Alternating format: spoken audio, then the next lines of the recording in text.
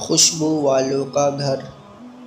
حضرت ابو ہریرہ روایت کرتے ہیں کہ ایک شخص رسول صلی اللہ علیہ وسلم کی خدمت اقدس میں آیا اور عرض کیا کہ یا رسول اللہ صلی اللہ علیہ وسلم، میں نے اپنی بیٹی کا نکاح کر دیا ہے اور اسے اس کے خاوند کے پاس بھیجنا چاہتا ہوں، میرے پاس کوئی خوشبو نہیں، آپ صلی اللہ علیہ وسلم کچھ عنایت فرمائیں۔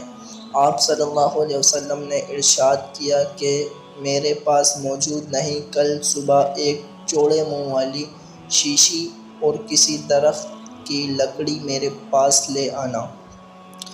دوسرے روز وہ شخص شیشی اور لکڑی لے کر حاضر خدمت ہوا۔